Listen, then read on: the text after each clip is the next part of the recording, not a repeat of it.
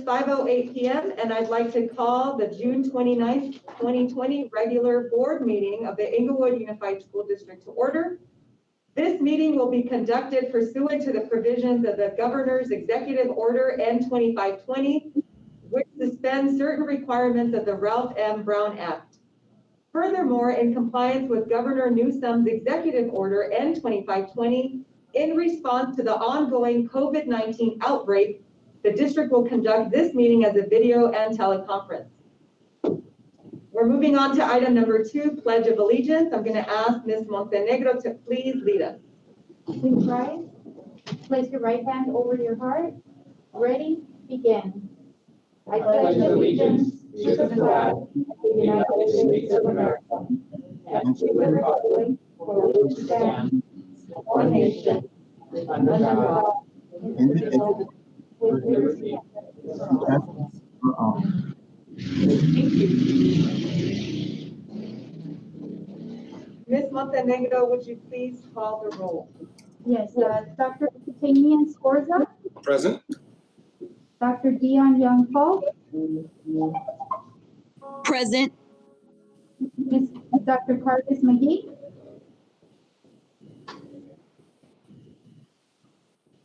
Dr. Carlos McGee, up front.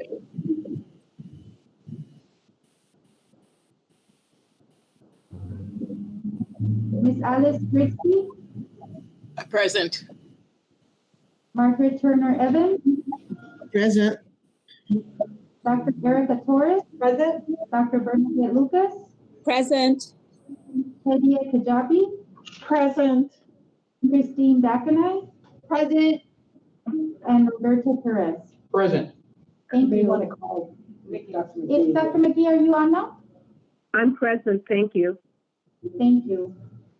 Please be informed that Spanish language interpretation is available during this meeting. Ofrecemos interpretación al español durante la junta. Gracias. Thank you, Ms. Montenegro. We're moving on to item number 4. I hereby adopt the agenda with no modifications. So we're moving on to item number 5 of the agenda, recognitions, and I'm so excited for this opportunity to recognize the amazing team at Woodworth Monroe TK through 8 Academy. Congratulations to our amazing team. I'm going to ask Dr. Lucas to please get us started. Absolutely. Thank you, Dr. Torres. This continues to be one of the incredible privileges of this position, is to be a part of recognizing our schools for their academic prowess and success. In just a moment, I'll turn it over to the principal of the school, Mr. Stuart Caldwell. I'd like to start by saying today we're going to recognize Woodworth Monroe for their commitment and excellence in the MESA program, Math, Engineering, and Science Academy. With that shared, I'd like to turn it over to Mr. Caldwell. I'll make final remarks after the presentation. Thank you so kindly, Dr. Lucas.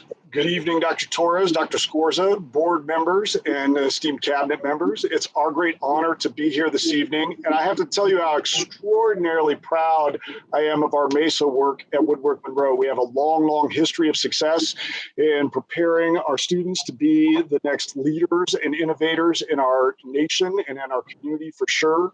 This is in no small part due to the exceptional leadership of Ms. Shanika Russell. She's been heading this program up for many a year. Her drive, her passion, her absolute knowledge, and just willingness to go the extra mile always stand out. And she knows our kids that are part of this program better than anybody else. So as we get ready to recognize that Woodworth Monroe won the Middle School of the Year from UCLA, I'm going to ask Ms. Russell to read off those names for us.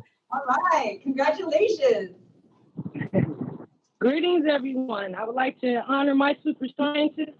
I'll start with Olivia Willis, Gabriella Ruelas, Viviana Hyde, Kalanji Spears, Jerusalem Eliskas, Christian Rivas, Angel Santana, Diego Jimenez, Eduardo Rodriguez, Nathan Hoyas, Joel Aguilar, Nelson Carrera, Alvin Stretra, Joshua Rivas,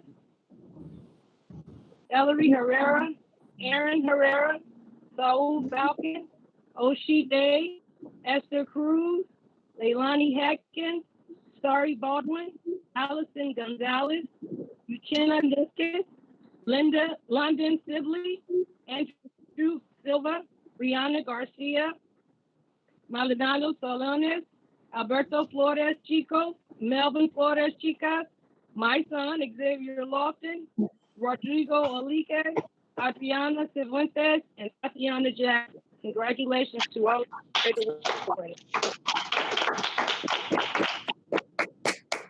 So if we advance the slide just one really quickly, you can see some of the smiling, happy scientists there, Woodworth Monroe. If we go one further, you can see the actual award that UCLA Mesa program gave us. One more slide forward, though, and there you go. Our kids compete in all kinds of environments, and look at those ribbons they're wearing. They are so proud. And again, let's take it one more slide further. I already said this once, but I'm going to say it again on this next slide right here. None of this would be possible without the leadership, the drive, the passion, and the skill of our wonderful science teacher, Miss Shanika Russell. And so we are so proud that she is honored as the Mesa Day Competitor of the Year. Dr. Lucas, thank you for your support. Dr. Torres, thank you for your support. Thank you to the board and to our community for continuing to help us build one of the best Mesa programs in LA County and in Southern California. And Mr. Caldwell, if we may thank you for your leadership. Recognitions like this don't happen if the site administration does not support what's happening at the site. So kudos to you as well. Ms. Russell, hopefully you can hear me. I can't tell if you're frozen or not. Oh, you can, okay. Just a huge shout out to you in recognition of your hard work. I think it's worthy to say, obviously, as educators and people who work for children and young adults, we want every single child to have access to these careers, these habits of mind that come with scientific thinking, the engineering and design processes. We can say in Inglewood Unified that we are contributing to closing that gap of students of color being on the pathway to these careers and these opportunities in college. And you all are to be commended for that. So thank you so much, all of you guys. Thank you. Thank you again, Thank you. Dr. Lucas.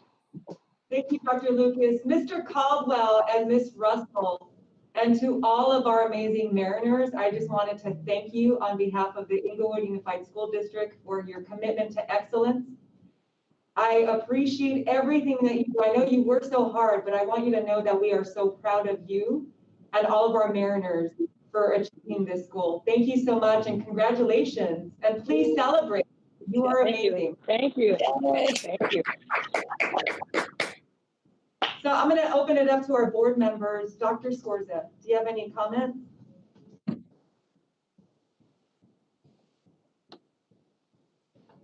Dr. Falk? Yes,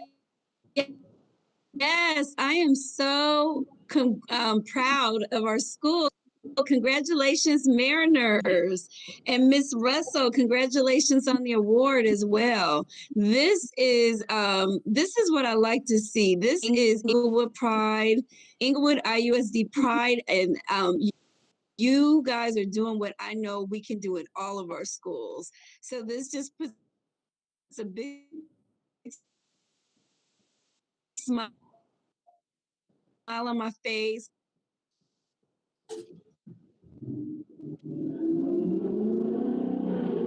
Thank you, Dr. Falk.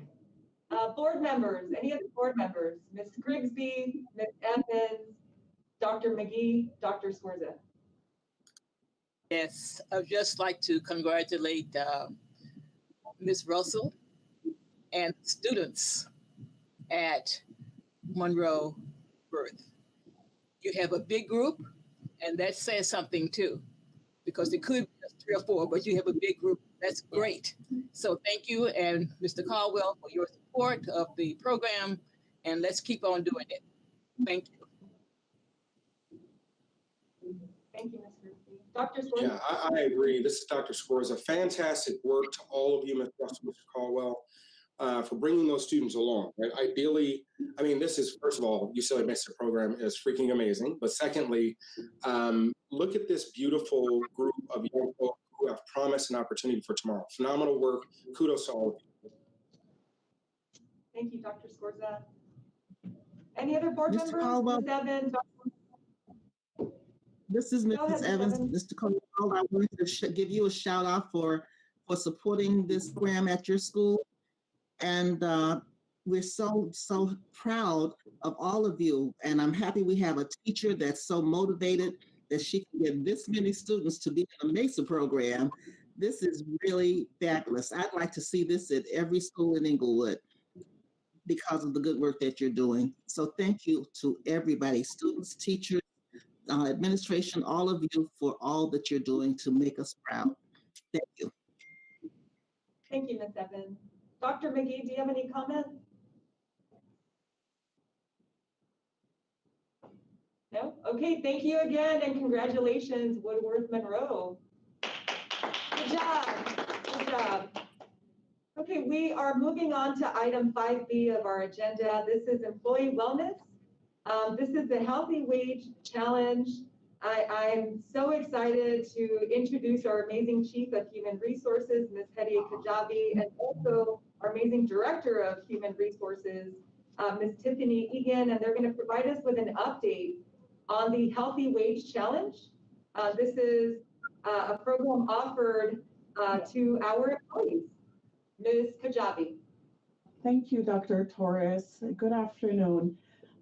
So we're here for the employee wellness, the healthy wage, very exciting challenge in the entire district. A lot of employees were motivated and were part of this challenge.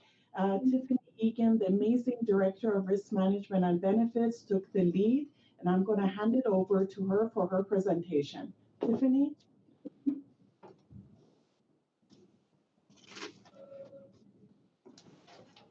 Good evening, board members and Dr. Torres. Thank you for having me today.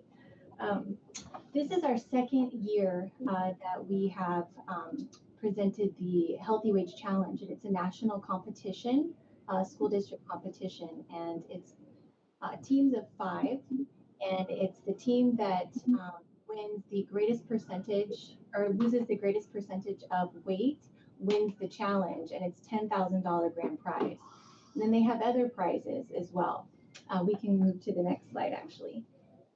So this year we had 96 participants, and our average weight loss was 2.2% and 4.8 average pounds lost. And we lost about 456 total from all of our 96 participants. So I thought it was really great too, because part of the contest, it took place during the pandemic. It ran through April 17th, I believe. So, you know, all of that stress and everything, we were still able to accomplish some great things. So the next slide is presenting our #1 team for the district. It's called the Fat 5, and everyone comes up with their own names for their teams. And the participants, Susie Fowler, Antonio Duncan, Alan Fowler, Moy Alums Furlow, and Marco Furlow. So they won $4,000. Wow. And that's because, yes, so they won $1,500 from Healthy Wage. And then the balance they won from the district. And that happens through Blue Cross. So we have a certain amount of money that Blue Cross gives us to spend on wellness. And so we use that to incentivize employees to participate. So we offered our own cash prizes. We did the same thing last year. And we also subsidized the actual cost of enrolling, and it's usually $75. And the participants, the first 50 to sign up only paid $10, and then the second 50 paid $15, I believe. So we were able to subsidize and do that as well. So the Fat 5, they lost 11.21% of their body weight. So total pounds lost 143.6. It's pretty incredible. And their overall rank of all the teams in the nation was #5. So pretty awesome. And they also won 75 ribbons, which are like activities that you do throughout the competitions, like it's smaller competitions. So kudos to the Fat 5. It's pretty amazing.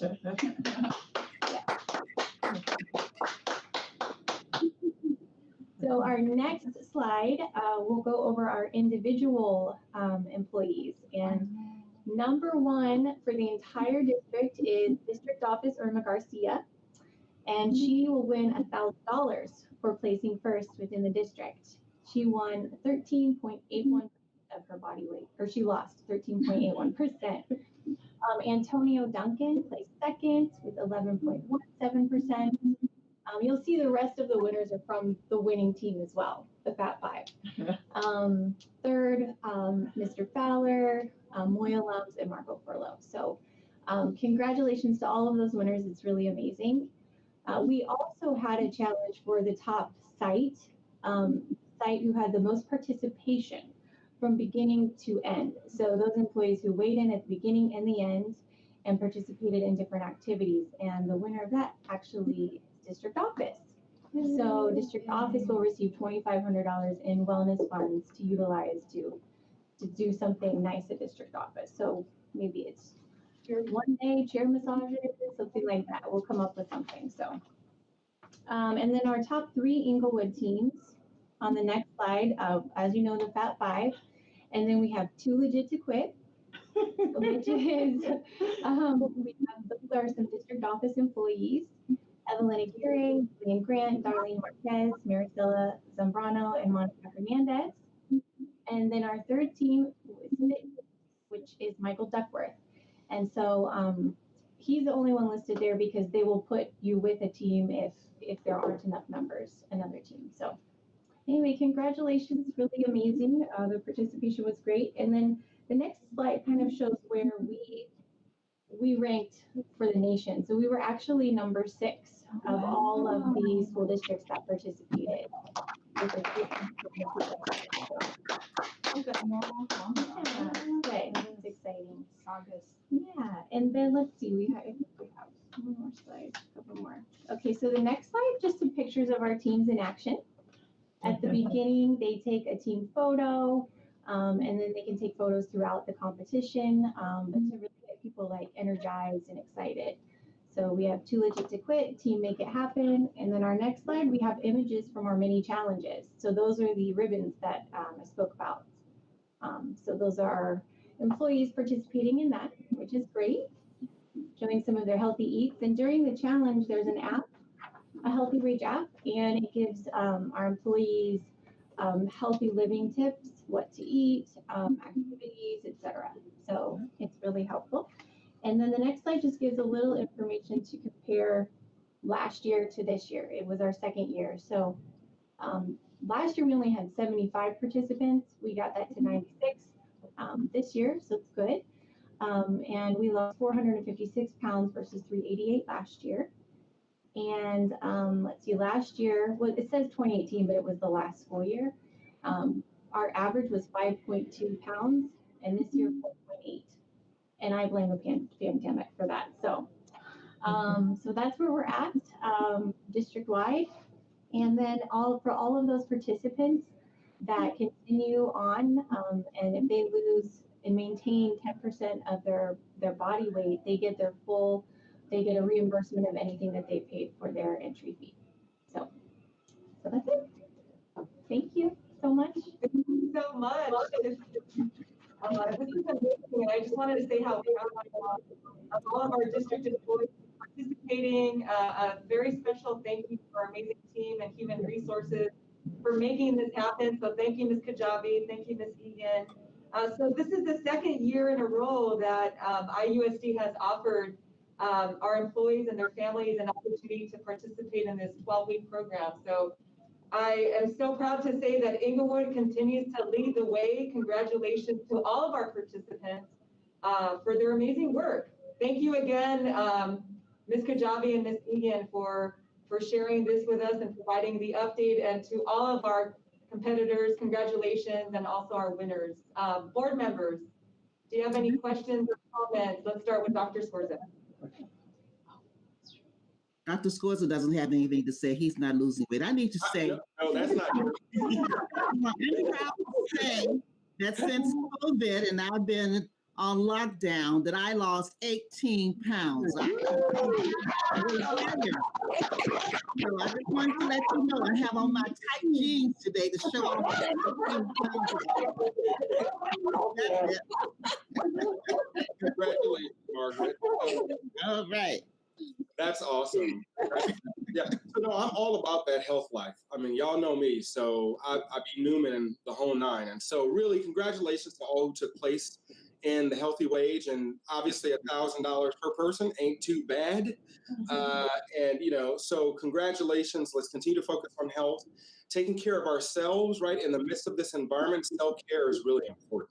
There's a lot going on outside the four walls of our offices and our classrooms and our schools, but really, we got to remember that taking care of if we don't take care of ourselves, we can't take care of others.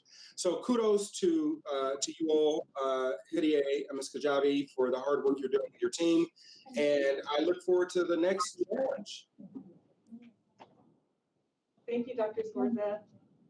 Any other board members, questions, comments? All right, thank you. Congratulations again. I appreciate it. Okay, team, we're going to move on to item number 6 in our agenda. This is a public hearing.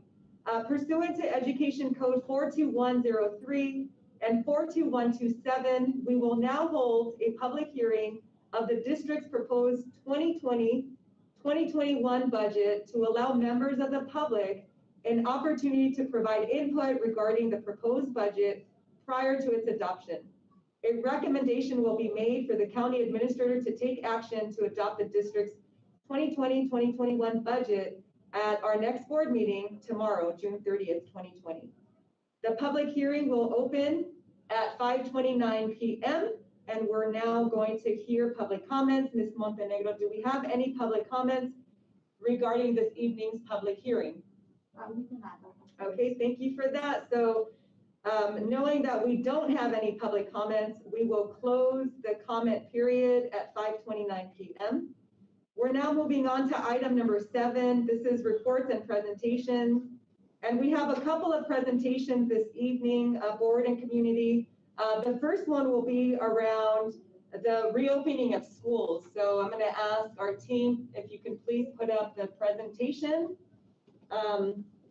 Joining me this evening, I'd like to welcome Ms. Susan Chidas. She is a director with the Los Angeles County Office of Education. So I'm going to provide you with a brief overview and update on the schools reopening. And then I'm going to ask Ms. Chidas to please provide us with an update with regards to the directives of the Department of Public Health as it relates to reopening of our schools. And so something that I wanted to just mention to all of you is, as a district, I am really proud to say that we did an excellent job of transitioning from closing our schools in mid-March to providing distance learning to all of our families within the district. So I just wanted to commend all of our teachers, all of our principals, all of our classified staff, our entire district leadership team, our board members, for really coming together as a family to do what's best for students and our community. And so, as you know, we closed in mid-March. We distributed surveys and communications to all of our families.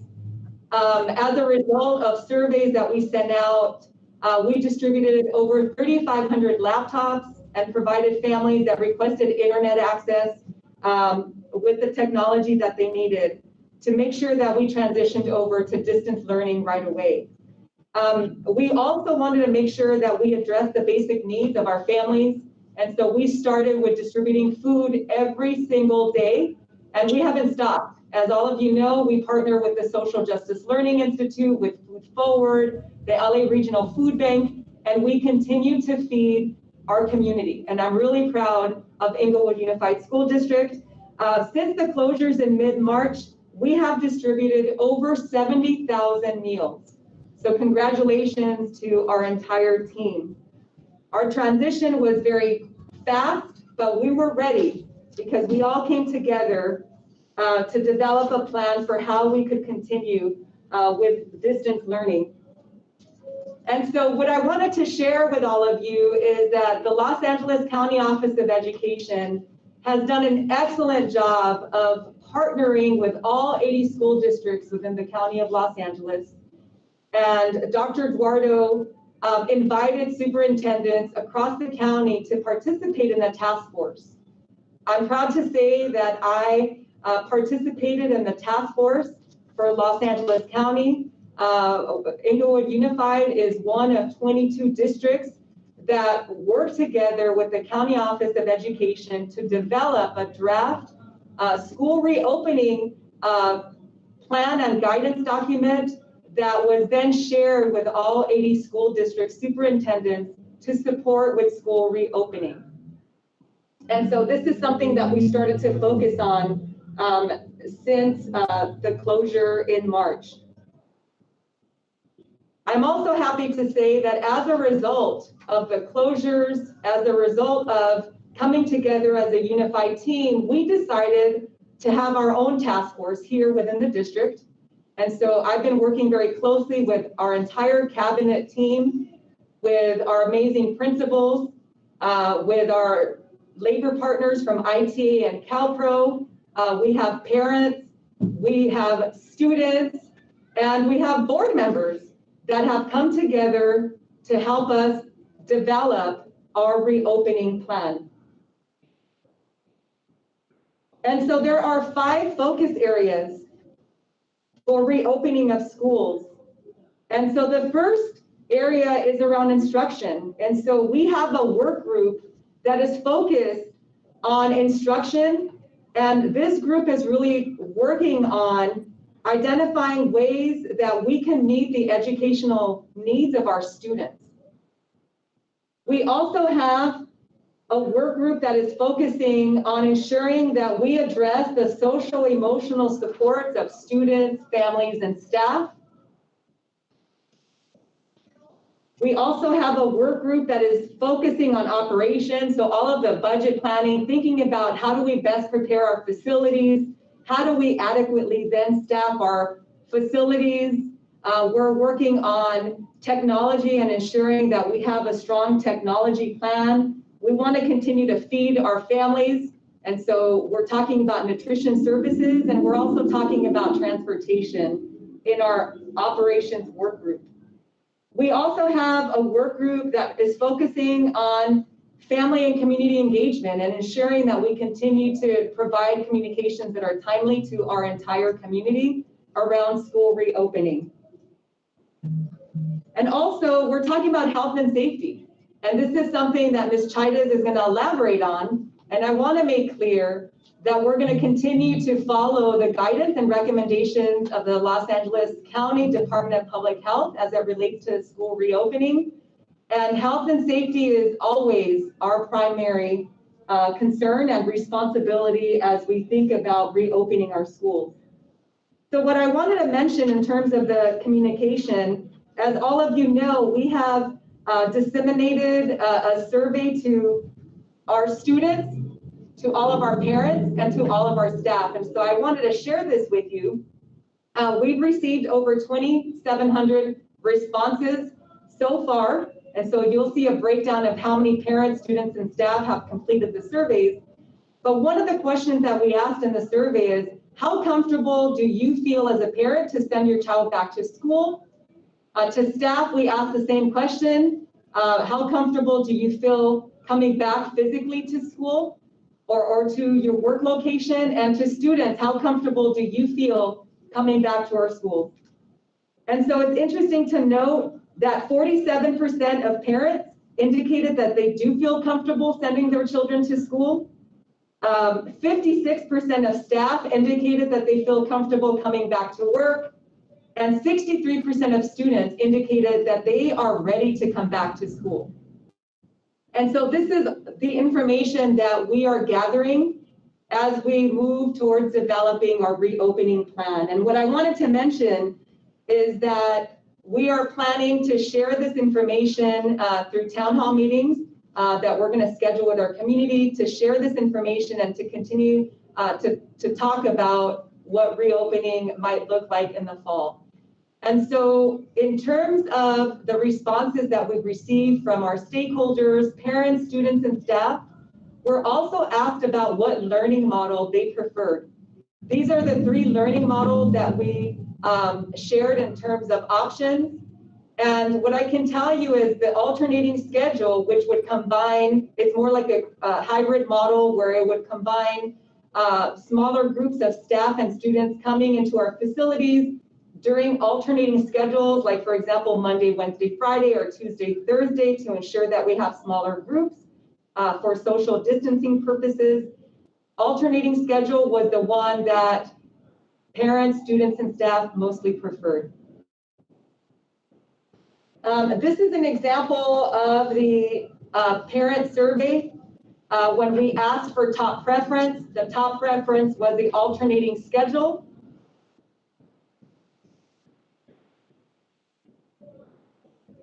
And then when we take a look at what factors affected their choice in terms of a learning model, it was all about health and safety. And so we need to keep that in mind, that as we prepare to reopen our schools, that health and safety will always be the priority of the district. And this is something that our stakeholders are also extremely concerned about. And so this is just a summary of the survey results. It was very clear through our surveys that our parents, students, and staff preferred a blended learning model with alternating schedules. Health, safety, and cleanliness were the top factors for the learning model of choice, which was a blended learning model, which would be in-class instruction combined with distance learning. Also, staff and parents indicated that they continue to need technology support and also support with internet access in order to move forward with distance learning. And so what this tells us is that we're going to move forward with developing our technology plan. And this is something that our instructional work group will be helping to lead and to develop for us. And so what I wanted to do now, that I've given you an overview of what our parents, students, and staff are feeling comfortable with as it relates to school reopening. I wanted to share the survey results with you, but also to let you know that as we develop and solidify our school reopening plan, that we as a district and all districts must adhere to the directives of the Department of Public Health. And so right now, what we're leaning towards is a blended instructional model, which would combine in-class instruction and also distance learning. This is based on the feedback from our parents, students, and staff. But as we start to prepare for reopening of our facilities, there are very clear directives from the Department of Public Health that we must adhere to as a district. And so Ms. Susan Chidas from the Los Angeles County Office of Education will give us an update on what the requirements might be. Ms. Chidas. Good afternoon, everyone, and board members, and thank you for having me here just to give an update. I also had the opportunity to meet with Inglewood with the cabinet and with principals on the 22nd of June to kind of go over some of this information as well. So I will just kind of give you an overview of what we've been doing with LA County Department of Public Health. We had a work group from LA Unified, LACO, and the Archdiocese that were represented to do a work group with the LA County Department of Public Health. We met daily early in June, and then on June 15th, the LA County Department of Public Health released their first draft just to the work group.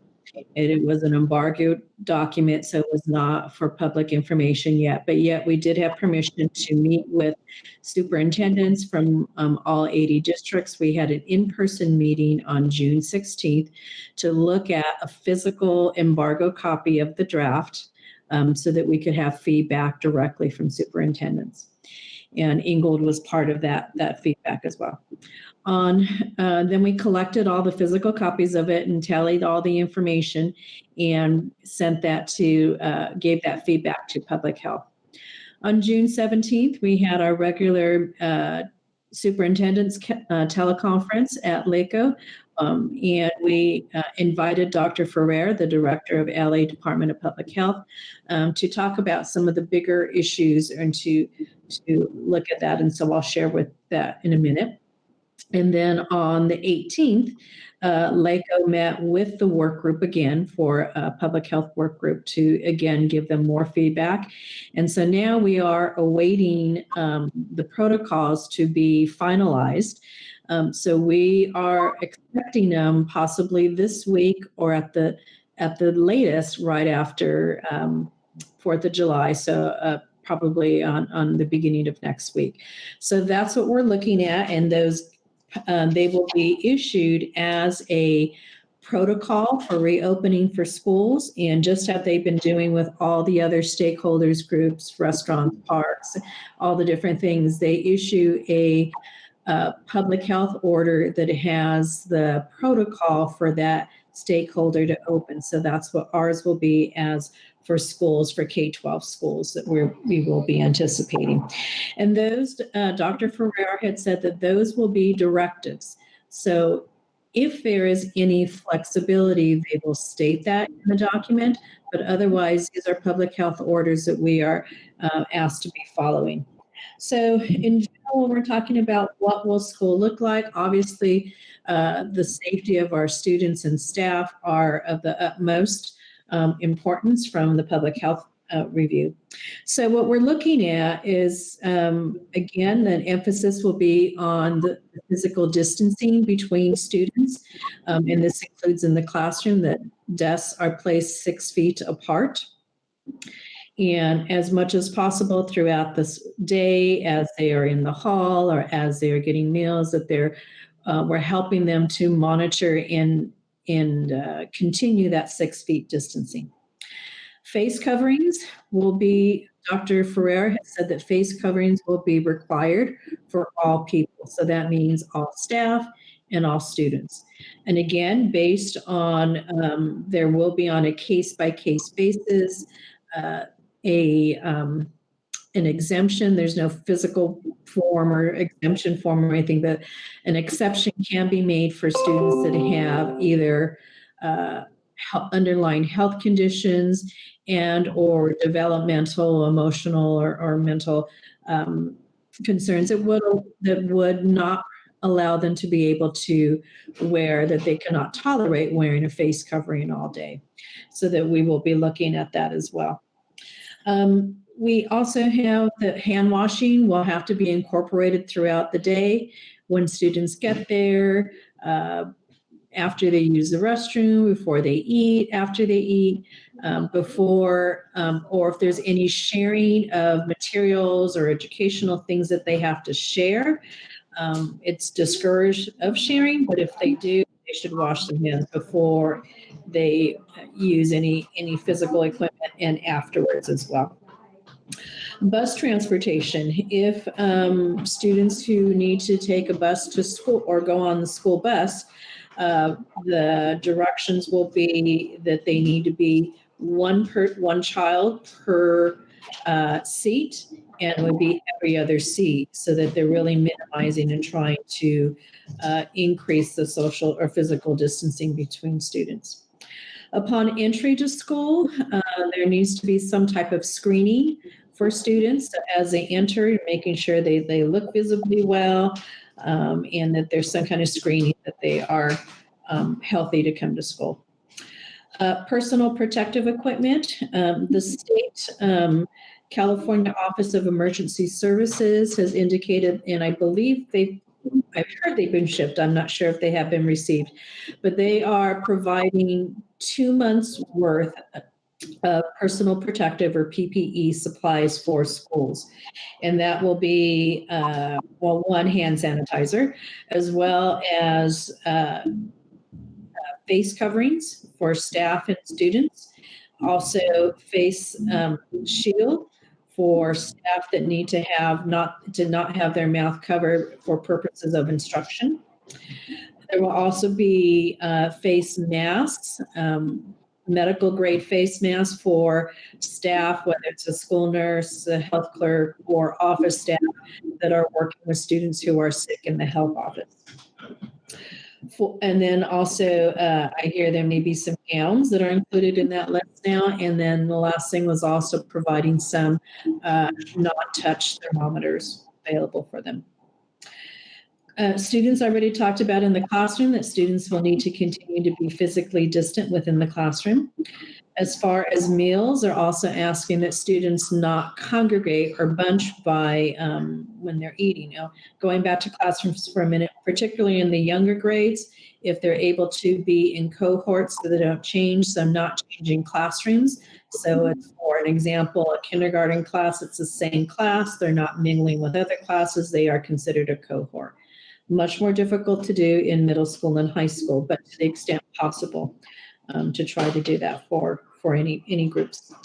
As far as meals, looking at them more likely as for younger groups, meals in the classroom, kind of grab and go kinds of things, such as similar to what they've been doing now. But we don't want everyone packing into the cafeteria. So there can't be limited amounts of classrooms that are group by classroom, 6 feet distancing in the cafeteria. But students are now not allowed to grab their own food. If they're going through a cafeteria line, it needs to be served so there's not multiple hands reaching in towards the food.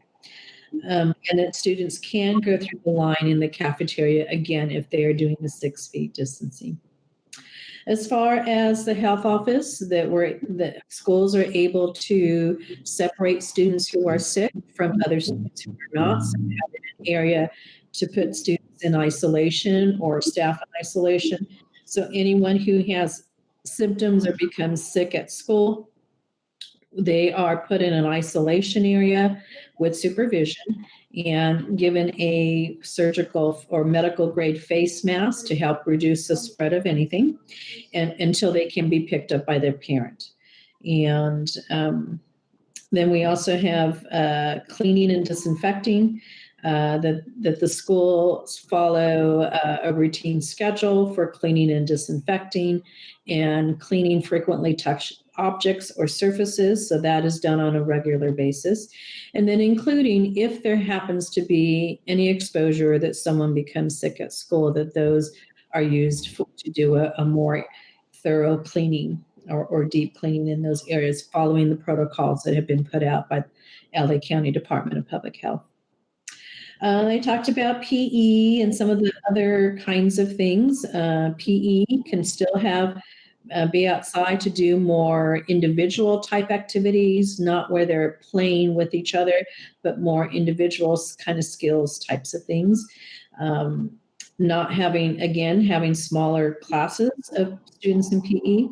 Music and choir can continue, but in particular with choir, making sure again that they're social distancing.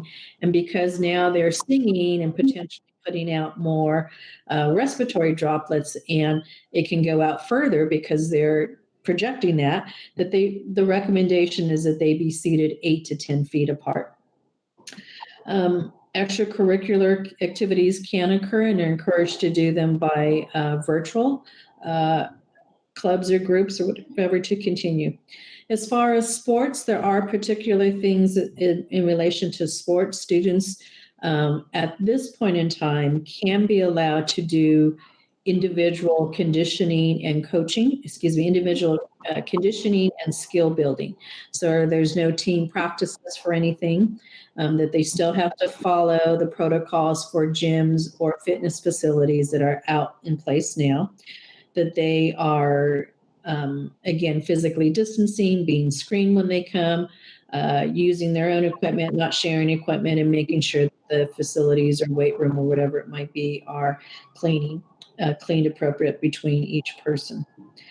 As far as sports for the fall, public health has said things where there's more individual type sports such as swimming or tennis or even gymnastics or maybe even cross country where they're not grouped together but individually can perform their sport. Sports such as team sports like football, things like that. At this point in time, team type sports are not allowed because students are interacting too much, but they're looking to see how does the data show, what does it show for our county as we're moving forward, and not sure what we'll see in 2 months. A lot has happened in the last 2 months, so a lot can happen in the next 2 months, but as we're getting ready.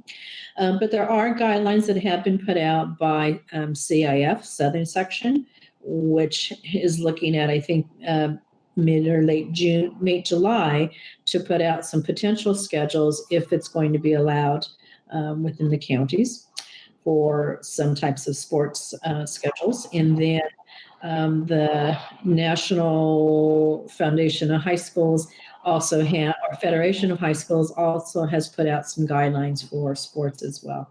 So there are those, but we are waiting to hear more specifically what can go forward from public health. But at this point in time, students are allowed to practice sports for conditioning and skill building.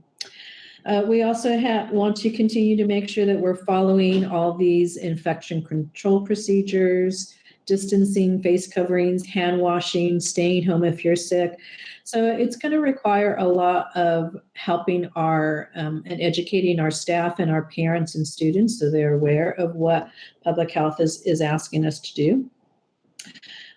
Public health has also said, is also going to give us guidelines for what to do in the event that there is someone who tests positive who is at school at any point in time, or even if they're not at school and they're staying home already, what to do if we have a positive case, and then also what to do if there is an exposure at school.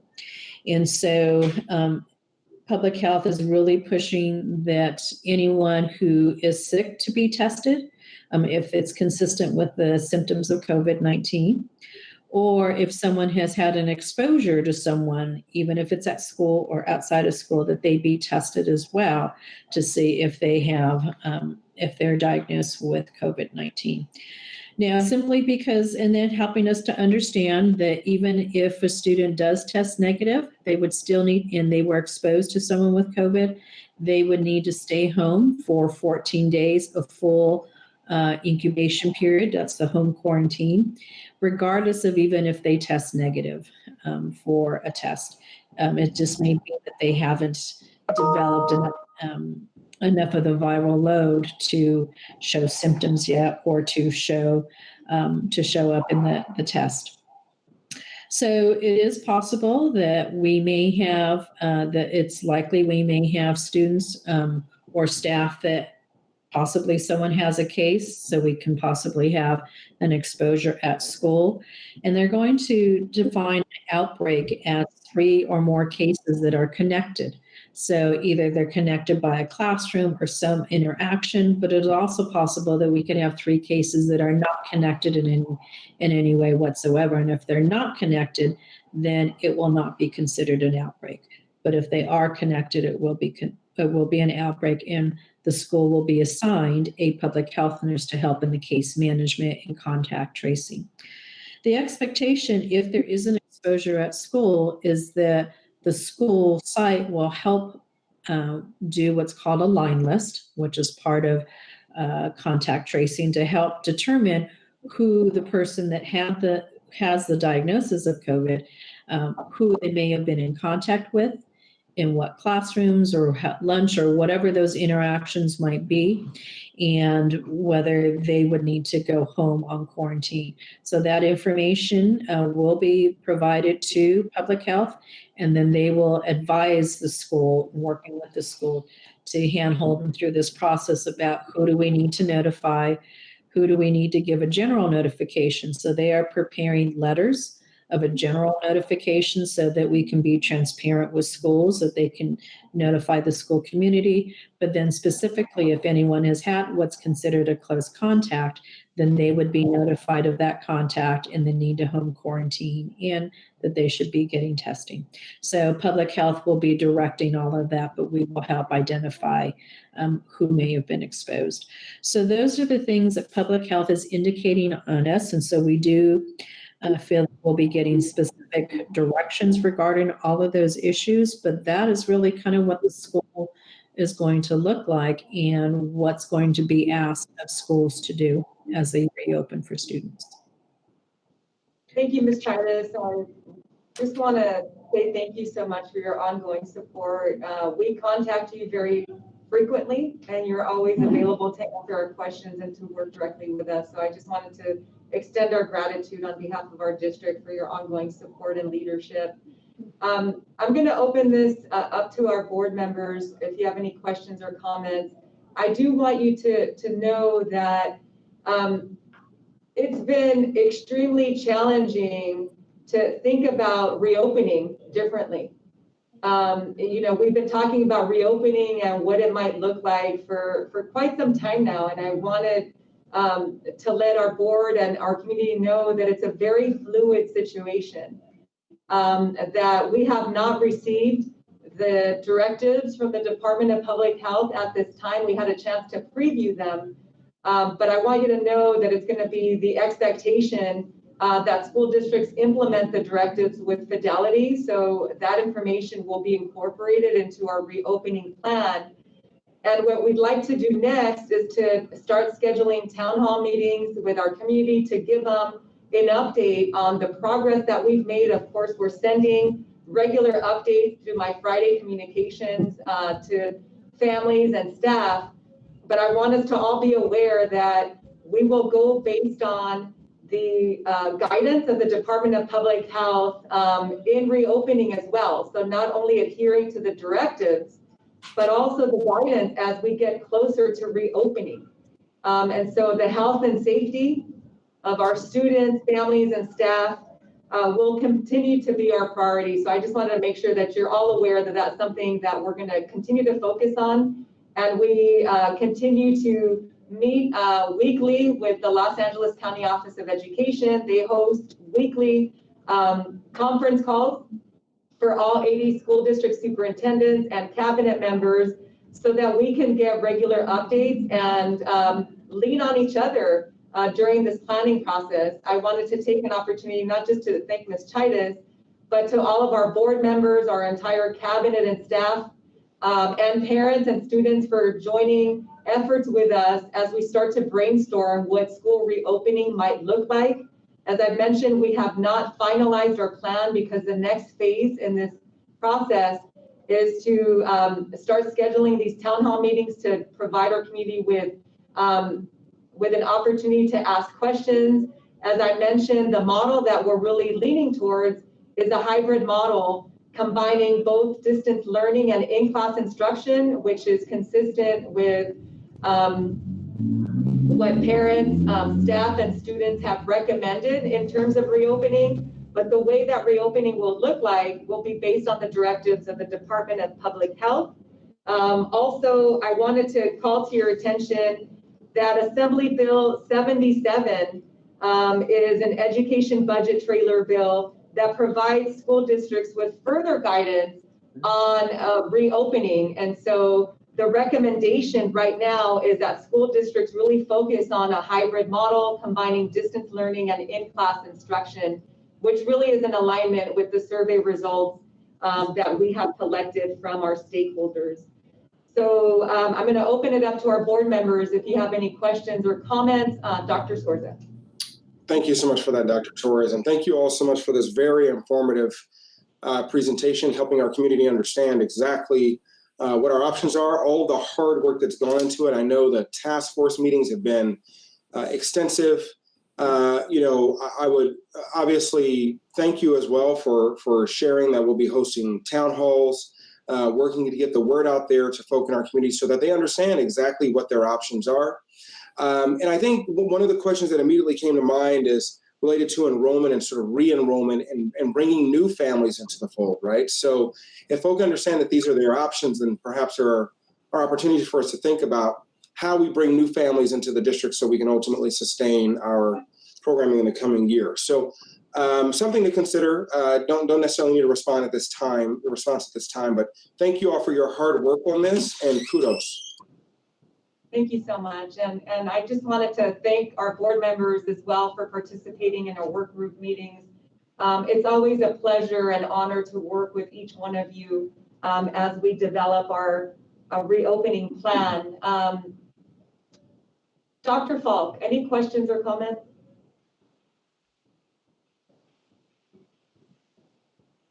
I think Dr. Falk left. There she is. Can you hear me? Can you hear me? Oh, I'm sorry, Dr. Falk. There we I go. wasn't sure.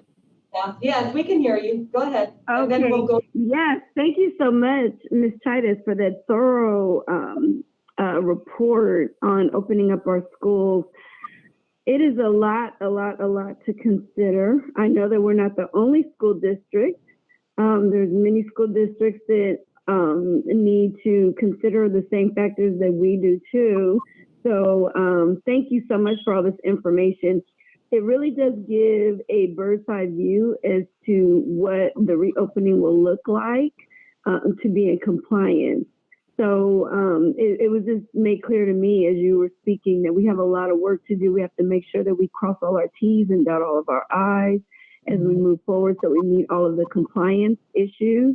And then it's going to be a lot of hard work. I am on one of the task forces, and we've been working hard. I want to thank our team, Lift Up Our District, Lift Up Dr. Torres. Everybody is doing a really hard job, taking on this hard job, but they're doing a really good job, and all of the other board members as well. I think all of us are on one aspect of the task force. So we have a long way to go. Thank you so much, Ms. Titus, for that information.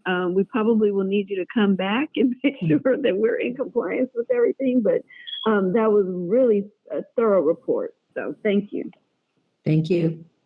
Thank you, Dr. Falk. Ms. Evans, do you have any questions or comments?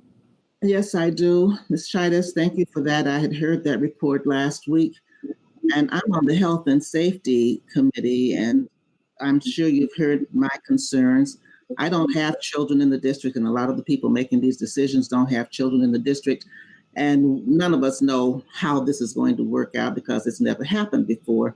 So everybody is trying to figure out how we can go back to business as usual, but I don't think it's going to be business as usual. And as an educator, I'm thinking, even with this model, that alternating model, I think about instructional time for teachers. And I didn't know if the Education Committee had thought about this with this Monday, Wednesday, Friday, Tuesday, Thursday thing. We can't have a whole class of students in the room. So that means that on Monday, let's say if they do Monday, Tuesday, Wednesday, Thursday. So Monday, Tuesday, we have half the class. Then Wednesday, Thursday, we have the other half of the class. So that teacher is going to have to teach the same lesson that she taught on Monday, Tuesday to the Wednesday, Thursday group. So that means instructional time is going to be lengthened. So are we looking at lengthening the school year? Because they have to teach the same lesson twice to those same students. You follow what I'm saying, Bernadette? Then on Friday, we talked about having everybody stay home and do distance learning and so forth. That's just one model just to think about. But I'm just trying to figure out how we're doing this because it's not going to be business as usual. We can't get all those kids in a classroom at one time. Just to think about how this is going to happen. And I looked at that chart that you showed in the beginning. It looked like more people said they were not ready to come back than ready to come back. Dr. Torres, from your report, you sounded like people were ready to come back, more were ready, but I was looking at the colors. It looked like more people said no, because I have been asking my constituents, would you send your children back to school now? And everybody has told me no. So, we're making all these plans as though we're going to be ready to go back on the 24th of August, whenever it is. And I just don't think we're ready, especially with the spikes going up like they have been here lately. And children are now coming down with this other disease. If they've had COVID, I wouldn't want to put my child or my employees in harm's way. So I'm really concerned about opening of school right now with this pandemic. That's all I have to say. You don't have to comment, but I just wanted you to think about it. Yeah, thank you, Ms. Evans. And we're all very concerned as well. And as I had mentioned, we continue to monitor the data, positive cases, and obviously it's extremely frightening knowing that the cases continue to increase. I know that there's the peak. So we're all extremely concerned. What I can tell you is that the recommendation right now is that districts focus on a blended learning model, because some districts have talked about moving forward only with 100% distance learning, for example, but not until recently, and I believe that it was last week, that Assembly Bill 77 was shared, where the governor and legislature is strongly encouraging districts to focus on a blended learning model to ensure that there's in-class and also distance learning. And so what I can say is that I agree with you. It is challenging, it's scary. We continue to monitor, the outbreak and this pandemic. And we're going to do whatever it takes as a district to ensure the health and safety for students and staff and our entire community. And I want us to be prepared for the reopening at the end of August, knowing that there's a lot of preparation, knowing that if something changes, that we will have to change course, which is what we did in mid-March when we had to make the decision to close our schools. And so, as I mentioned, it's a very fluid situation. As you noted, 47% of parents are comfortable with sending their children back, compared to 63% of students that say they want to come back to our schools. They miss their friends, they miss socializing, they miss participating in sports, they miss their teachers. And so it is extremely challenging. And what I can tell you is that all of the districts are facing the same challenge, and we will continue to plan and implement all of the safety measures to ensure that if it is safe to do so in the fall, that we reopen and we have these plans in place to continue with learning. Dr. Lucas, would you like to weigh in? Do you have any comments or anything to share in response to Ms. Evans's comment? Yes, Dr. Torres, Ms. Evans, I so appreciate your comments. Those are exactly the points that we're thinking through. The legislation does have a prescription for minutes, but there's still some unanswered questions around that. But please know that every single point you brought up is under consideration, and serious consideration at that. We've had the exact same conversations in our subcommittee and in Ed Services and Cabinet. Thank you, Dr. Lucas. Absolutely. Any board members, Dr. McGee, do you have any questions, comments?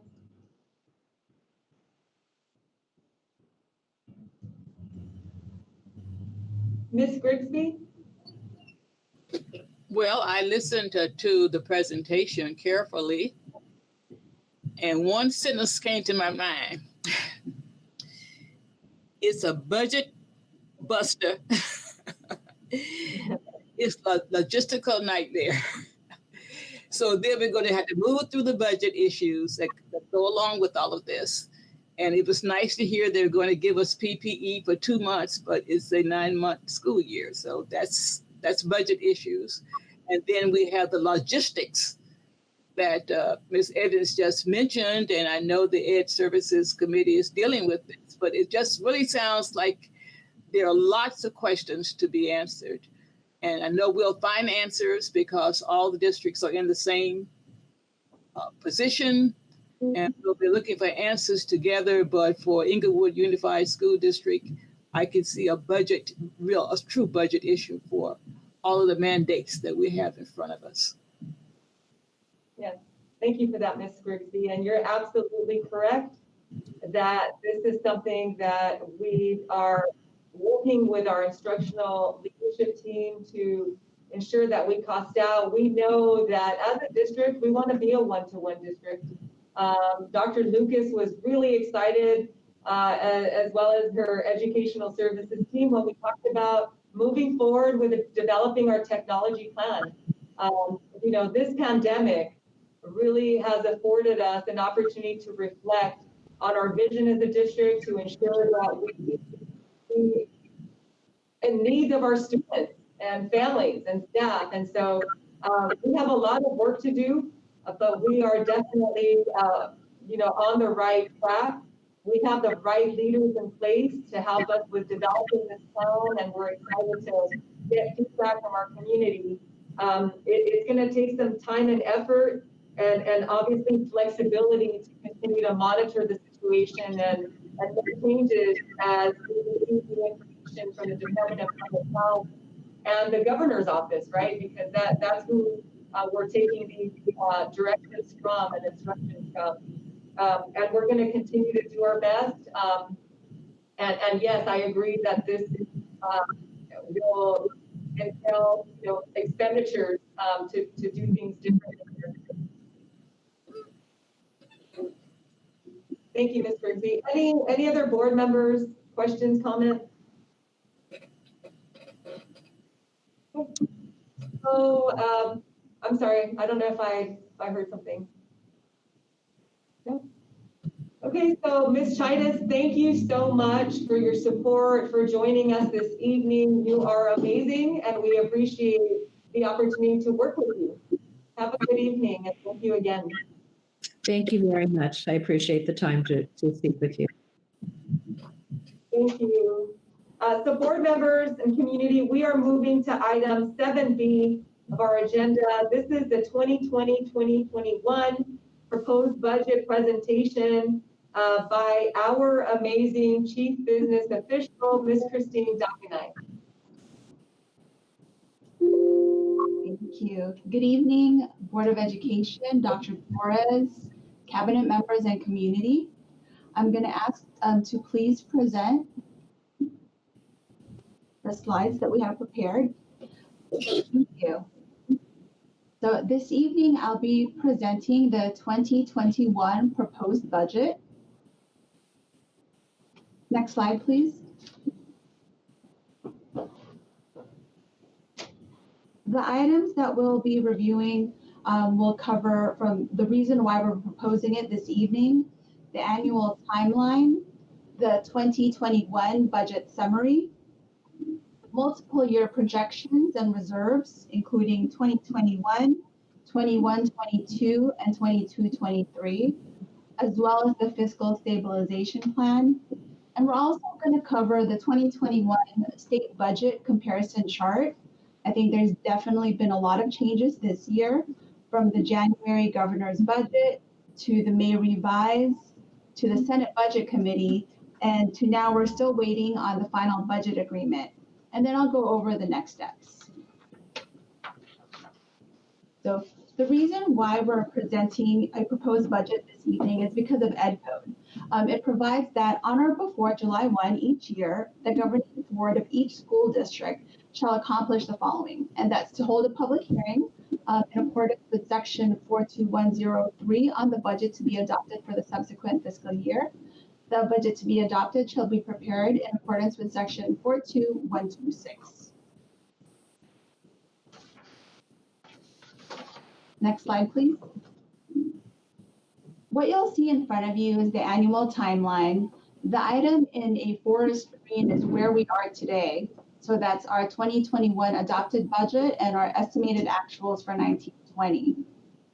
This year has been so different in regard to the different messages that we're getting from the state, that the budget that we're presenting this evening is indicative of what was in the governor's May revise. However, it is materially and significantly different from what we believe is going to be approved in the next day or so.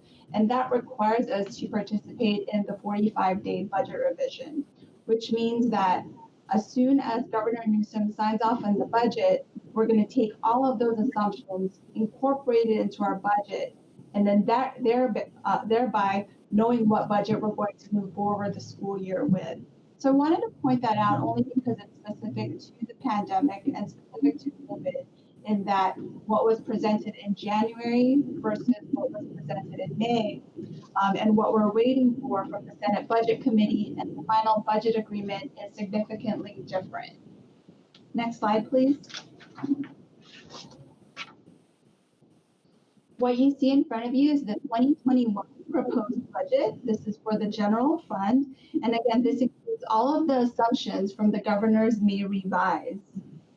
We have 115 million in total revenue and 117 million in expenditures. This includes in our unrestricted revenue one-time AB 1840 funding, as well as one-time CARES funding in our restricted federal dollars. The reason for the 1.4 decrease in our fund balance is that we had sold some of our carryover and we incorporated some additional reductions in revenue that were in the May revise. Next slide, please. Christine, you're breaking up and a lot of people are not muted, so we're getting a lot of feedback and I want to hear these numbers.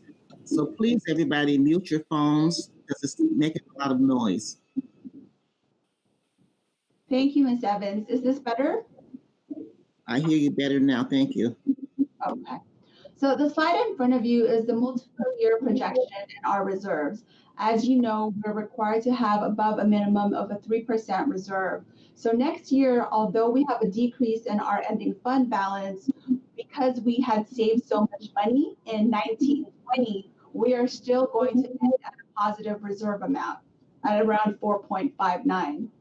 I think it's important to note that in 21-22, that includes projected one-time AB 1840 funding, as well as the fiscal stabilization plan reductions. The other thing you'll see in 22-23, again, this is only incorporating the governor's May revise. It looks very bleak. And a big part of that, aside from the governor's May revise, is that this is the year that AB 1840 sunsets. And so as a district, we need to start looking towards that time that we'll no longer have AB 1840 and to essentially make reductions and make decisions based on that, knowing that it will no longer be there after that fiscal year. Next slide, please. This is our fiscal stabilization plan. What you'll see in 2021 is we had enacted the fiscal stabilization plan reductions earlier this year to qualify for the 5.8 million from AB 1840. In 2021, we're looking at a deficit of around 16 million and reductions of around 3 million, projected AB 1840 money. We only get 25% in 21-22. And so that's that 4 million there. So additional cuts that we need to identify are around 8.7 to 9 million. I think it's important to note that, again, these numbers will continue to change as the final budget agreement is reached. However, we have to do our due diligence and incorporate all the assumptions that were in the May revise that the governor had posed. I think it's also important to note that after we adopt the final budget agreement, which will be today or tomorrow, we're closely watching that, and we do the 45-day revision, we as a team, as a district, need to start planning for what 22-23 reductions will be. And we'll have a clearer number of what that is, just to let you know in regard to where we are in the timeline, thereby having those reductions identified before the first interim, which is in December of 2020. Next slide, please. So this is the state budget comparison chart. I think this year is an extremely challenging time for the budget, not specific to only Inglewood, as Ms. Grigsby had alluded to earlier, but all districts in California are facing very similar challenges. And this chart is just wanted to show you some of the changes that we've been through this year, from the January governor's budget to the May revise to what the Senate Budget Committee proposed, and again, still waiting for the final budget agreement. There's definitely a lot of detail on this report, but I just wanted to point out maybe two of them. So on that first top left, you'll see that the 2021 general fund reserve. So back in January, the governor had said that there was going to be 151.6 billion. And then you'll see in May, that dropped by about 32 million, and that's due to the pandemic and due to COVID. What Senate is proposing is 11.8 million less. So these huge swings in the budget that we're seeing. The other part that I wanted to point out is about four columns down, 4 rows down, and that's in deferrals. You'll see that in the governor's budget, there was no deferrals. And now what they're saying in the May revision is that we're going to have $1.9 billion in deferrals. And so deferrals are much better than cuts because deferrals means we're eventually going to get the money. Cuts means we're not going to get any funding at all. Some of the details that I've seen that's not yet been official is that we were going to get a deferral in February of 2021 to the following year.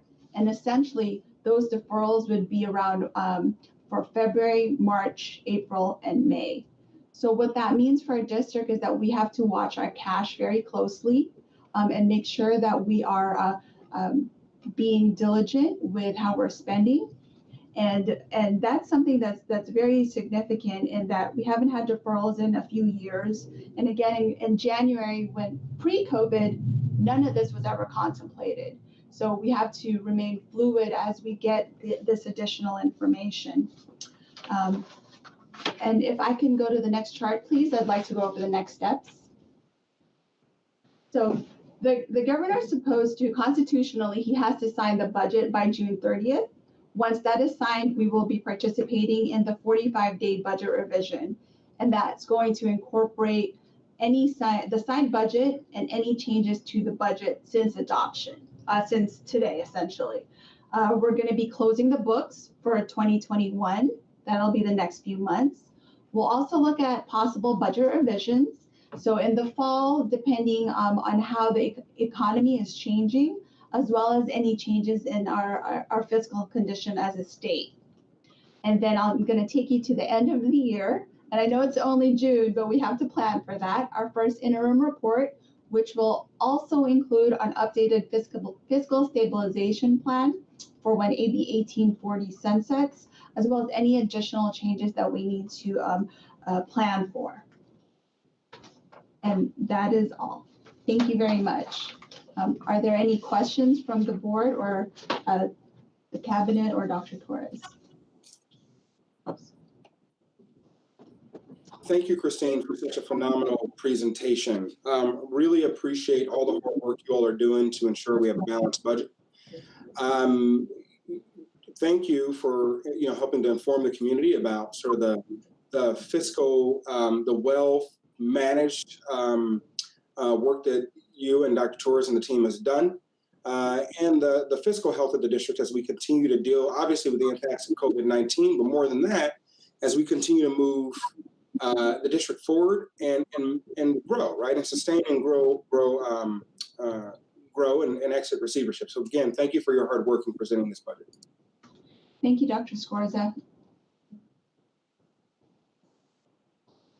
Thank you, Dr. Scorza. Board members, any other questions, comments? No, this is Dr. Falk. Can everybody hear me? Yes. Yes, I'd just like to thank Ms. Duckney for such a thorough report. A lot of it is what we anticipated and we have been expecting. I do want to lift her up, lift up Dr. Torres, our cabinet and board. We've been working really hard to make sure that we are properly balancing our budget. And I know that there's been situations like COVID-19 that's constantly causing us to readjust, but we are doing a really good job. And Ms. Duckney, thank you so much for continuing to work so hard to balance this budget. So we'll keep on trying, we'll keep working at it, but I wanted to just thank you for all your hard work. Thank you, Dr. Falk. This is Mrs. Evans. I like the term we've been using all night. It's fluid. Everything is in a fluid state right now. So we won't be spending money on certain things, but now we're going to have to spend a lot of money if we open on COVID, PPEs, and everything else. So we won't spend money on some things, and we will spend money on some things. So maybe it'll all balance out and just be fluid. But thank you, Christine. You're doing a wonderful job. Thank you, Ms. Evans. Thank you, Ms. Evans. Any other board members, questions, comments? I'd like for Dion to mute her mic.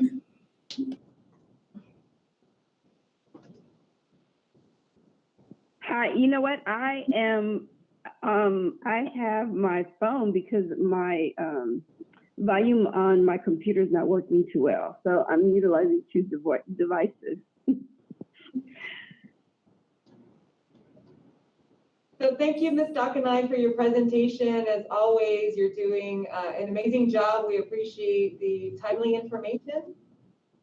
We will now move on to item number 8, public comment on agendized and non-agendized items.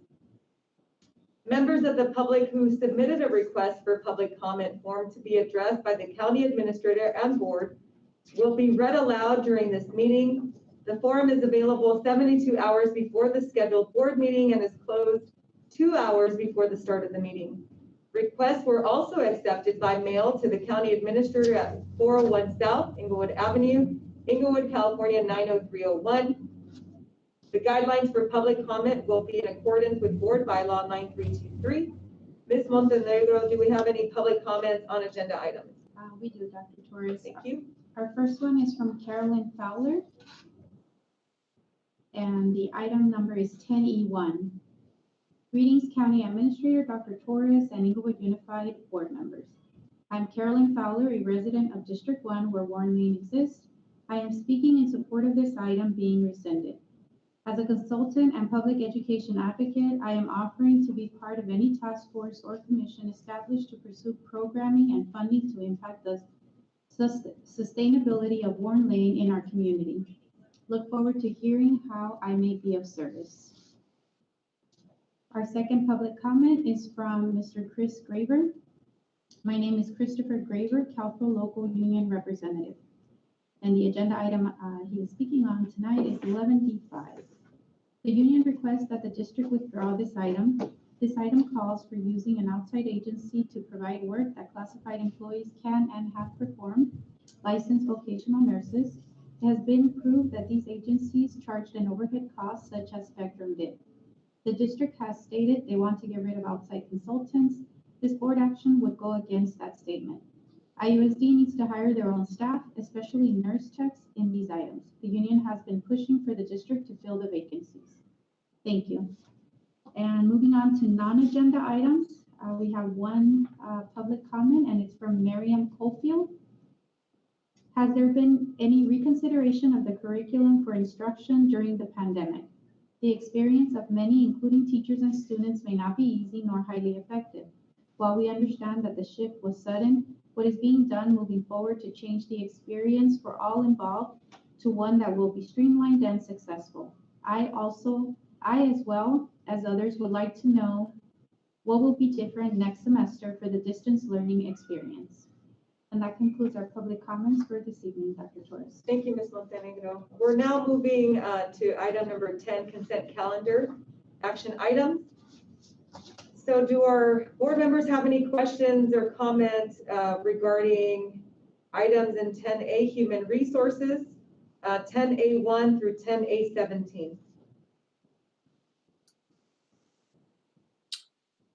I have none, thank you. Thank you, Dr. Scorza. Okay, so being that there are no comments, oh, go ahead. None for me. Okay, thank you so much, Dr. Falk. So being that there are no comments or questions, items 10A1 through 10A17 are each approved. We're moving to item 10B, business services. Does our board have any questions or comments regarding item B1, 10B1? I have none, thank you. Thank you. Dr. Falk? I have none. No? Board members? Ms. Evans, Ms. Grigsby? The agenda is moving so quickly, we couldn't see when you were talking about the 10As because we couldn't see it. And now we're on 10Bs and we can just see part of it. Okay, so do you want to go back to 10? Do you want to go back to the top? We've already passed it, so I won't delay the meeting, but we need to be able to see the agenda. So if you could scroll down a little bit so that we can see what's on it. Okay, so right now we're in 10B, business services. Are you able to see that now, Ms. Evans? I see 10B1. Yes, I see 10B1. Okay. Do you have any questions or comments regarding this item? No, signing, that has nothing to do with me anyway, so keep going. Okay, board members, any other questions, comments regarding 10B1? Okay, seeing none, item 10B1 is approved. Let's move on to item 10C, measure GG and facilities. Do you have any questions or comments regarding items in 10C1 through 10C4?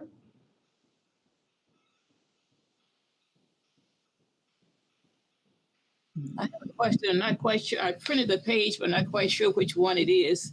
It relates to the hiring of a security company to work at Monroe Woodworth during the months of March and April. And this item, Ms. Grigsby, is under measure GG and facilities, or is that under human resources? I think it's under GG. GG, okay. Ms. Takanai, do you know the item number that Ms. Grigsby is referring to? I'm also checking. It's not C1. So can we scroll up a little, please? It was down. It was request for a change order. Okay. Based on providing security. Okay. And keep going, yes. Oh, it's tomorrow? Okay. So, Ms. Grigsby, Ms. Montenegro is saying that item is part of tomorrow's agenda. Oh, is it? Okay. All right. Too many agendas. All righty. Thank you. We'll come back to that one tomorrow, Ms. Grigsby. Yes. So board members, any questions or comments regarding items 10C1 through 10C4? Let me see 2, 3, and 4. Can you scroll down, please? So that's 10C1, then we're going to keep scrolling down, 10C2, Yes. and then you see 10C3 there, and then we're going to scroll down to 10C4. Let us know if you want us to slow down or go back up. Stop it there. That's good. That's good. Can you stop it there? I do have a brief question related to 10C3. I know we're adding geotechnical services for Morningside High School. I just want to lift this up. Dr. Torres, maybe Ms. Takanai, can you please explain what we're doing at Morningside High School? Yes. Ms. Takanai, would you like to provide an update? Yes, absolutely, Dr. Scorza. So this is actually in regard to the Morningside High School Master Plan, which we know is in need of some facility upgrades. We've been working on different parts of the Morningside High School, upgrading the science building so that there's state-of-the-art labs, looking at the different infrastructure improvements that's needed. We know that there's definitely needed new water lines, but more so we want to create state-of-the-art classrooms. And item 10C3 is specific for the arts, media, and entertainment project. And we want to make sure that we do the geotechnical services and consulting to make sure that this CTE classroom for arts, media, and entertainment is a state-of-the-art one. And so that's only one building. But in regards to Morningside in general, we know that we're doing different upgrades and different infrastructure improvements throughout the entire campus, from the classrooms all the way down to the fields, and just all throughout the campus. Thank you so much. So I know recently there were rumors about us closing Morningside High School, but you're telling me that we are not only upgrading the science building, but we're also creating a state-of-the-art arts technology class. And I know we have robotics space that we've created as well, modernizing our classrooms. Is that, we're upgrading the water infrastructure as well. Is that correct? Yes, Dr. Scorza, that's absolutely correct. The closure of Morningside, I'm not sure where that came from, when that is the biggest project that we're investing bond dollars in, and we're investing the most because we know that the facility is needed. So we wouldn't invest this much time, effort, or money into something if we had intended to do away with it in the near future. So I'm not sure where that information came from, Dr. Scorza, but that's inaccurate. We're focusing our attention specifically to improve those classrooms and to improve that campus. Thank you so much, Ms.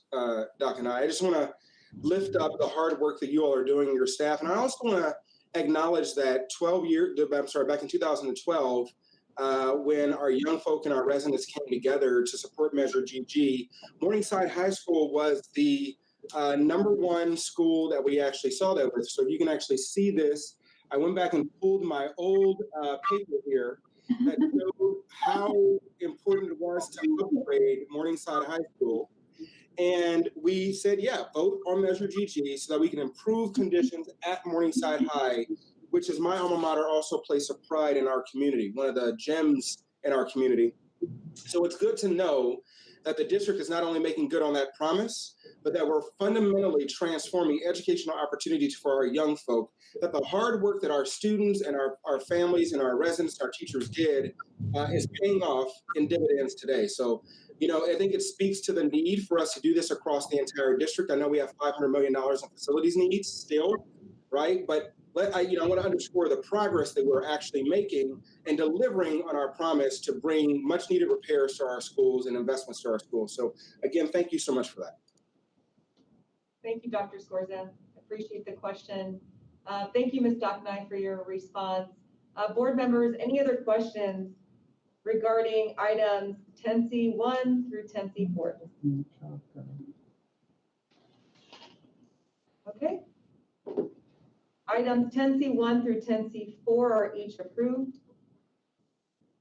We're now moving to item 10D, educational services. Does our board have any questions or comments regarding item 10D1?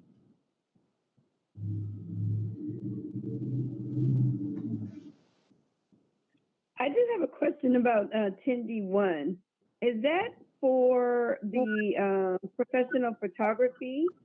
Is that for the school pictures, or can you give me a little more background information on that?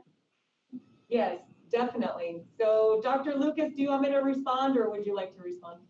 Dr. Torres, please go ahead. I'll chime in if necessary. Okay, so Carrie James is the photography studio that we're working with, and we're really excited because we were able to take pictures of all of our graduates and their families as they picked up their high school diplomas. So we are paying for that service and giving our students, our class of 2020 graduates, a gift for their graduation. I love that. I love that. And so is this going to be, their graduation photo, or would this be separate or different from the graduation photo that, because didn't they take that already, or is this going to replace it, or So Dr. Falk, it's Dr. Lucas, also known as Bernadette. But long story short, many of our seniors did not take high school pictures in the fall. Senior pictures in the fall. And we absolutely were not comfortable with their images not being represented in virtual graduation. So we offered them this second opportunity to have their senior pictures taken. And, most of our students took advantage of that. Some did not. That was their choice. And then the schools had another opportunity for our seniors to take pictures when they had their graduation celebrations. So both opportunities were afforded to our seniors. Okay, thank you so much for explaining that. I just wanted to say that, I know the cost, it's pretty minimal, but the gift of giving that to our seniors, especially in light of COVID-19 and them having to miss out on so many senior activities. I mean, hopefully, I know it's not going to make up for it, but hopefully it's one positive thing that the district can do to kind of make them feel a little bit better about the situation. So thank you guys so much for doing that. Just wanted to acknowledge you and for bringing light and bringing a smile to our seniors in light of the situation. Thank you, Dr. Fong. That's so kind of you It to is. acknowledge. Thank you so much. Have Any questions or comments from board members regarding item 10D1? Yes, yeah, Go ahead, this Ms. is Evans. Mrs. Evans. I didn't get to talk about this in my agenda review because we ended before we got halfway through. But I was wondering why we were paying an additional $3,000 since he already had a contract through June 30th anyway. So you're saying these are additional pictures that he wouldn't have taken anyway? Yes. That's correct. The original contract that we had with Kerry James was pre-COVID-19. And so he had provided us with services for other pictures that he took, other photography sessions. This was a new added component for all of our seniors. I know, but he didn't have to take pictures for half of the year. So he didn't do all the senior activities and all the things that we would have been doing if we had been in school, but he took senior pictures that he would have taken at graduation time anyway.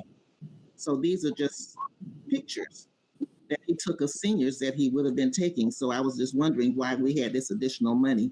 But you just said you're doing special pictures for seniors for the pandemic, which I understand now, but I was just wondering about that $3,800. Okay. Thank you. Thank you, Ms. Any other questions or comments from board members regarding item 10D1? yes, this is Alice Grigsby. I want to thank Dr. Lucas for explaining why some students did not have a picture, because that question was asked. And I understand from your explanation that that was the choice of the student not to come to have his picture taken. That's correct, Ms. Grisby. And we wanted them to come, but not all of our students chose to come. Thank you. You're very welcome. Thank you, board members. Item 10D1 is approved. We're now moving to item 10E under County Administrator.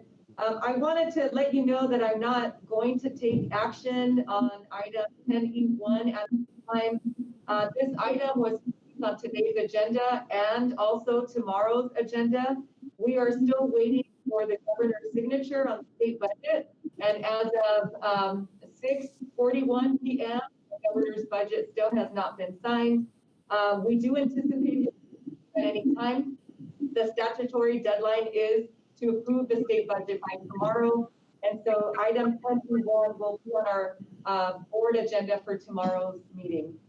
And Dr. Torres, given that we're not going to take action until the governor has signed, and understanding that it's also planned for tomorrow, can you clarify for our residents what would happen assuming the governor signs, let's say at 11 p.m.? How would we be able to take action? Yeah, so I would take action tomorrow during the board meeting to approve the rescission of the closure of Warren Lane. Does that answer your question, Dr. Sforza? Yes, I just want to make sure that we clarify for folk that our board meeting is at 5, and if the action that needs to take place occurs later than our board meeting, I just want to make sure we're clear with folk about the fact that we will be able to take action later on as well, just making sure folk can understand that. That's right. And I would take action during the public board meeting tomorrow evening. All right, so we could take a recess of our board meeting and then come back. Is that correct? Yes. All right, thank you. Thank you. We're now moving to item 10F, student support services and operations. Does our board have any questions or comments regarding items 10F1 through 10F3?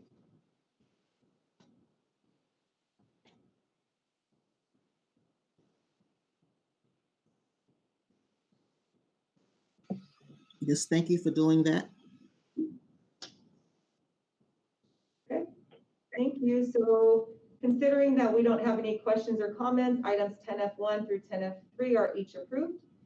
We're now going to move to item 11, board member remarks. Dr. Sforza. Thank you so much. Let's begin with Dr. McGee. Dr. McGee?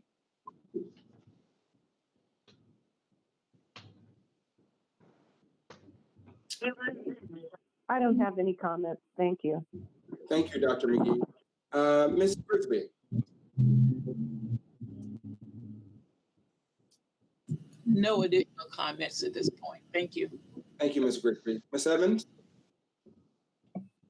Yes, I just want to let people know that although I'm a senior, on Saturday I went out to be with the drive-by graduation for some of our students, and I saw the sign that Inglewood had city honors in Inglewood and the Morningside. Thank you, Dr. Torres and staff, for doing that for the students. They had all the different schools all lined up in front of them, and the kids were out there in their caps and gowns. So they had another chance to have a little graduation ceremony. I tried to stand away from them. Then they said, come and get the picture. So I think I took 1 or 2 pictures, but not too many. But I just wanted to let you know that we did have some kind of little graduation ceremony. The One for All organization did that, although the schools did their own thing. But I knew I couldn't make it to all the different schools ones. So I stayed out there for about 30 minutes.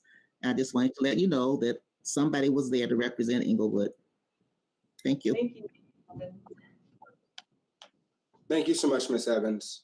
Dr. Falk? Yes, thank you, Dr. Scorza. I just wanted to say one more time, congratulations to all of our seniors. We have a lot of wonderful seniors that are graduating. Some of them are going off to some really good schools, and they're starting their second life. So we, as a board, wish them the very best. We know that they're going to make IUSD proud, come back and share their knowledge and experience with us from time to time. We look forward to hearing from all of our graduates as they pave their way in their new life.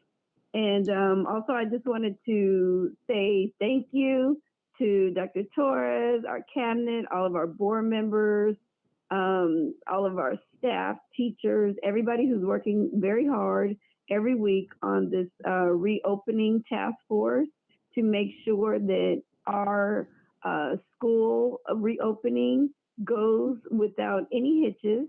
We're narrowing things down. We're kind of having conversations about a lot of different aspects of the reopening. Now, we had a great presentation today by Ms. Chavez, thanks to Dr. Torres. So we're spending a lot of time. I know I am.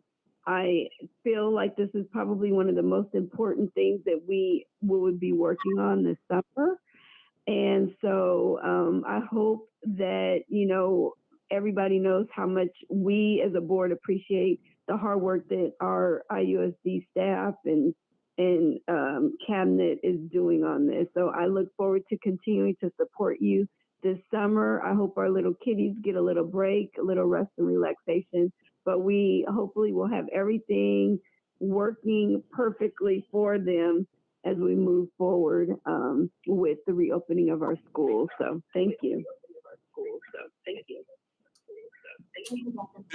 Thank you so much for that, Dr. Falk. I just really want to thank our district leadership for over the past couple of weeks being able to have very difficult conversations in our community, as well as being really responsive. Dr. Torres, I want to lift up your leadership, not only being able to listen to and hear our community members, but to allow all of us to be vulnerable and to be able to share with folk our commitment to equity and excellence in education, right? That we're really ultimately focused on creating an equitable institution, and that we're going to make sure that we invest those resources in the city, in the school, and that we really have 21st century schools. Given that we have all of this development that's occurring, we want to make sure that that our school districts are able to, and our families are able to benefit as well. So I just want to thank you for your leadership. Thank our staff for their leadership. Let our residents and community members know that we're committed to the well-being of our children in this district. We're committed to the long-term health and growth of our district, and that this administration is turning things around. We are on our way to excellent receivership, and I think we have to be able to tell our own story, right? People need to know about all the good that's happening in Inglewood Unified. They need to know about the robotics programs and about the arts and CTE education that we're providing, that the academic growth, Dr. Lucas, you were able to share with us this year, right? People need to know about the dual language immersion program and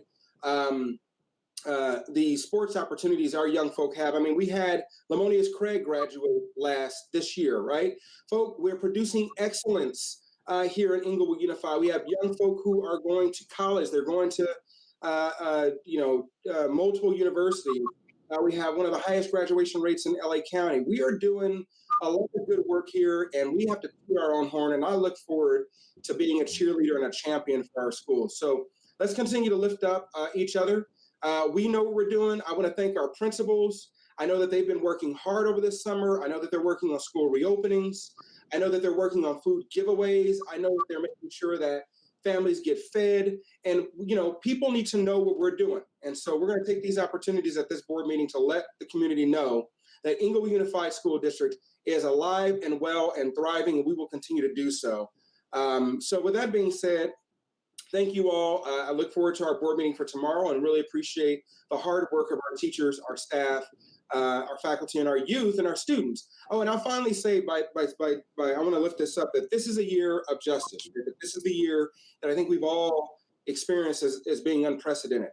But this is a year that I think our young folk have been able to spread their wings, to stand up, to use their voice. And I want to encourage them to continue to do so. Fight for what is right. Fight for justice. Fight for truth. Fight for the integrity of our families and our communities. And so thank you all so much, and have a wonderful evening tonight. Thank you, Dr. Scorza. And thank you to all of our board members, our entire cabinet and staff. Just know that I appreciate your support, and I agree that we are making a lot of progress in Inglewood Unified, and we have to continue to promote the good work that we're doing every single day. So I look forward to the road ahead. It's going to be challenging for all of us, but we're in this together. So I am extremely hopeful, and I'm also excited for us moving forward and for welcoming our students, staff, and families back to our district. We're going to move on to item number 13. Our next board meeting, as you know, is scheduled for tomorrow, Tuesday, June 30th, 2020. We're going to start at 5 p.m. And also, I wanted to adjourn in memory of Miss Nancy Ichinaga. And it is truly with a heavy heart that I adjourn today's meeting in her honor. She is the former principal of Bennett Q. She's also a former State Board of Education member. She passed away on June 15th, 2020. And for all of those who knew and loved Miss Ichinaga, she was truly a legend here in Inglewood and also across the state of California. She was a national leader in the movement to implement research-based reading programs. She was a courageous leader, fearless warrior, and champion of children. Under her leadership, Bennett Q Elementary gained national recognition for the high levels of student achievement. Ms. Ichinaga was a strong proponent of open court reading program, and she worked tirelessly to ensure that every teacher at Bennett Q was highly trained.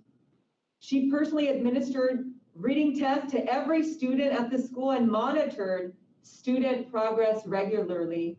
Ms. Ichinaga was called on to advise the superintendent of public instruction, the governor, the secretary of education. She also trained principals and superintendents throughout California on her unique strategies for leading Bennett Q to prominence.